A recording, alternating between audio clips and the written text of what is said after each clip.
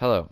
Recently, I've been hearing a lot of complaints about the DLC GobbleGums from people I've been playing with on teams for the Grodd Crove Easter egg and all the randoms I've been playing with, and along with some videos from other zombie YouTubers about the DLC GobbleGums, and I wanted to throw my own 2 cents in on how Treyarch's doing in my opinion, and the quality of the GobbleGums over the past 3 DLCs.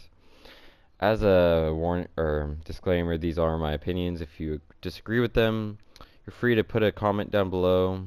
I'd love to have any discussions on whether they're good or not, and we can go from there.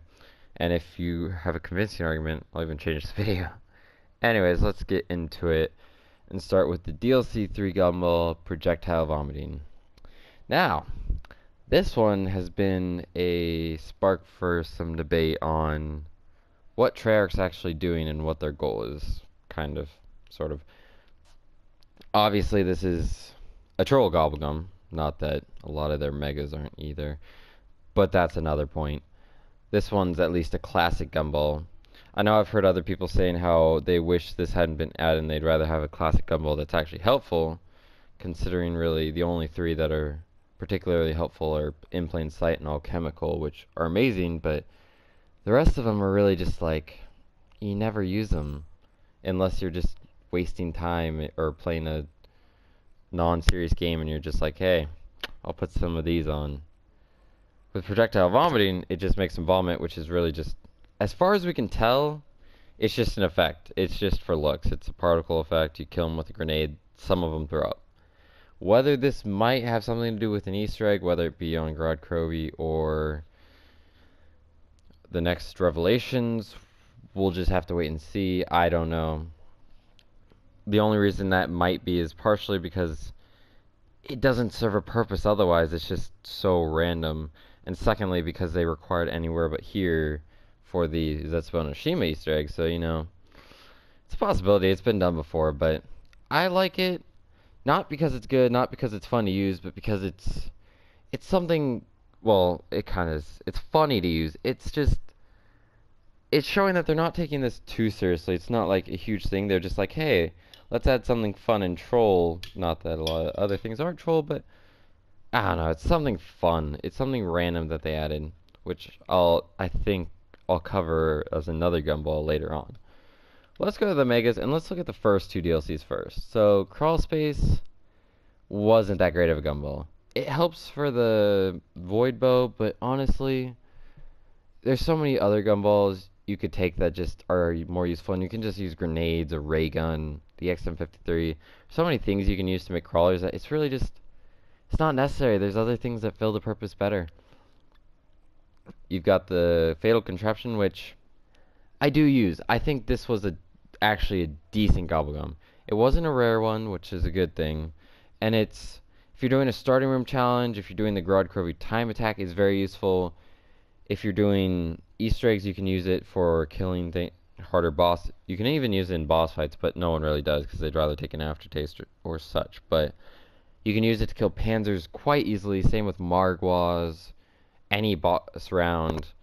It's just, it's useful. It's not the best, like, you could use it Dead of Nuclear Winter, which I'm running low anyways, but, like, it's useful.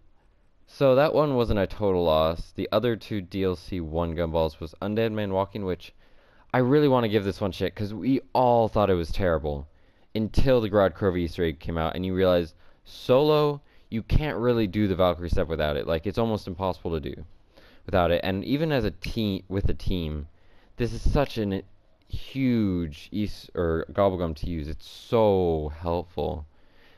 All the games I've been playing, at least 3 people on the team will always have this gobblegum. It's just such a necessity for that Easter egg. It's amazing. But when it came out, and even on DLC 2, it was just, we all thought it was shit. So, bad on us for not realizing its potential, but yeah, you did good, Treyarch, for a little bit. And then we have the ultra rare mega. The worthless piece of shit that it is. So when you first read it, any bullet which hits a zombie will damage its head. So basically, you don't have to aim. That's basically what it's saying. As long as you hit any part of the zombie, it'll deal damage to the head. First, you're thinking, okay, that might be good. But then you read the first part of it that lowers it down. Lasts the remainder of a round. So you have to get it at the very beginning, otherwise you're wasting it. And that just sucks, and it's only good for one round, so like you need a crap ton of them to actually be able to use them a lot. Which comes to the second part, it's an ultra rare mega. That means you're not going to get very many of them. I have 8, but that's because I hit the GobbleGums a lot, and that's since round DLC 1. That's from February. That's a good 5 months ago that I've been hitting GobbleGums and getting that at 8, and I've never used one at all. And then you finally come to the fact that you could use it, or you could just aim for the head. It's completely useless because it doesn't add anything. It's just like, it just makes it so you can be lazy. That's it. So it's absolute shit, basically. Next is DLC 2, where they fucked up even more, surprisingly. Unbearable, completely useless. I mean, you could get it and waste 500 points for the box to just respin when it gets a teddy bear and stay at the same location. Or you can just go where the box goes, which is just as easy, especially if you've already have all the doors open, and then you saved 500 points and nothing happened. And now you can get immolation, so this really has zero purpose whatsoever. Immolation's 1,000 times better. That's it. Fear in the Headlights has some uses, but it's kind of gimmicky. It's kind of fun to use. It makes the map kind of creepy in some sense. But like, it's useful for some Easter egg steps, such as the bomb step, since it's toggleable as soon as the bomb step starts. For the flag step on Shadows of Evil, but besides that, it's not very useful. Temporal Gift can be useful, but it's also only lasts a full round, so you have to get lucky unless you're using an immolation. But like for immolation, it's amazing. For death machines, it's nice. Insta kills, it's nice. Double points, it's nice. It's a nice thing, but you also have to get lucky with getting those unless you have a second teammate who has those GobbleGums, so take it for what you will. It's not that great. And Secret Chopper. The one we thought was amazing until we tried to use it. Any gun wall buy can be used to buy ammo for any gun. So first you're thinking, oh, say you have a Haymaker, a Brecci, a Dingo. You can buy ammo for them from, say, the KN wall buy. Sounds nice until you realize you can't buy wonder weapon ammo, so you know there's that. Second of all, if we go back to what I was talking about earlier, let's just, for free, a classic gumball, all chemical, you can get as much ammo as you need within a minute. It doesn't cost you any points, granted you don't get points, but also that's a full minute of max ammos basically, depending on whether you're using a wonder weapon or not. And it's a classic, you don't have to worry about it. This one's a fucking ultra rare mega that you're not gonna get very often. I have 10, and that's from DLC 2, so like, I got more than I did with Head Drama, but it's still just not good. And finally, this rant, as it comes to a close, is DLC 3, which is a lot better in my opinion. And they really just, Treyarch really blew it out of the water with this DLC. With this one, they did so much, they added so much to the game in my opinion. Disorderly combat. I know a lot of people give this one shit because it's like, oh, it is kind of shit. It's not helpful per se. It's not going to help you get to a high round. It's not going to help you complete the Easter egg. So in that sense, it's not good. But the problem with zombies, especially in Black Ops 3, is replayability and keeping things fresh, keeping things fun. And this GobbleGum does it. Try going to around 25 or 30, have your perks, get an unpacked punch gun, and then get this GobbleGum. And then you'll have fun or it'll be a challenge. Because you'll be 1 minute, you'll be using the PPSH per se. Even on around 25, the PPSH is still going to do some thing. And then you'll be doing fine, and then it'll switch after the 10 seconds to a fucking Argus or a Pharaoh. And then try surviving around 25 for 10 seconds with that gun. And then you're going to switch again, and you're like, I wonder what I'll get next. And it adds unpredictable nature to the game. And it's just, I don't know, I think it's not useful in a sense, but it's, first of all, it's not a rare GobbleGum, it's just a mega. And then second of all, it just adds a fun sense to the game. It's not there to be good, it's there to add something. It adds unpredictable tendencies, goddamn. and it's just, I don't know, it adds something to the game. Same with the Slaughter Slide was more of a community thing. We wanted I think it was Banana Colada was what it was all called. It's been in a lot of PC mods. You slide, it causes explosions. It's kind of fun gumball. I think it's also a troll by Treyarch because literally since they added PhD, we've been bitching for PhD. That's completely true, I think.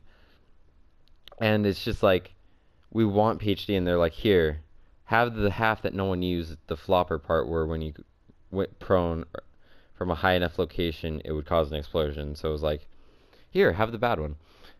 Supposedly, it's pretty good. I haven't used it myself. No. It's there. Crate power, an amazing add in my opinion. You can pack punch the monkeys, which makes them better. They're not amazing, but they're still good. And it's just nice for setting up. You can get your pack-a-punched wonder weapons. Unfortunately, can't pack-a-punch the Apothicon Servant. I've tried. Other people have tried. It doesn't work. Sad day. But, you know, we'll figure that out with DLC 4, hopefully. Or we're never going to pack-punch that, and that's going to be a sad day. But that's a sad story for another sad time. Crate power is definitely a good one. It's useful. That's the thing. It's not like crawl space or fear in the headlights or unbearable where you never really use them and they just kind of stack up. You're going to use this if you really want to because it's helpful.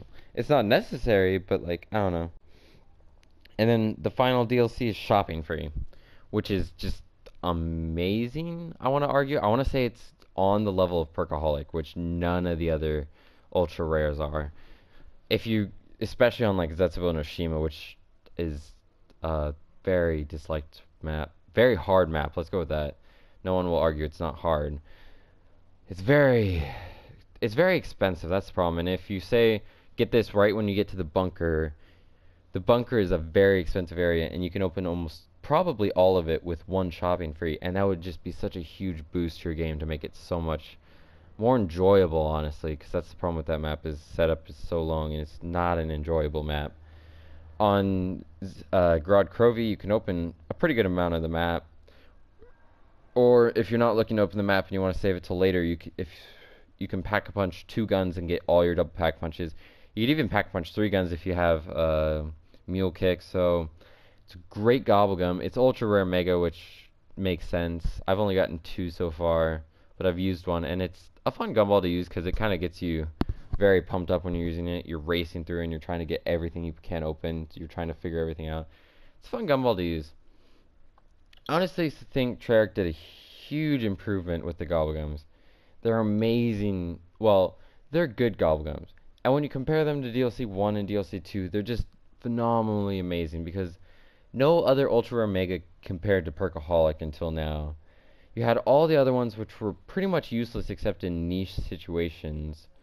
And now you have crate power, which is always useful if you want to use it and you want to get a gun pack punch early. You have disorderly combat, which is more just for fun and challenges.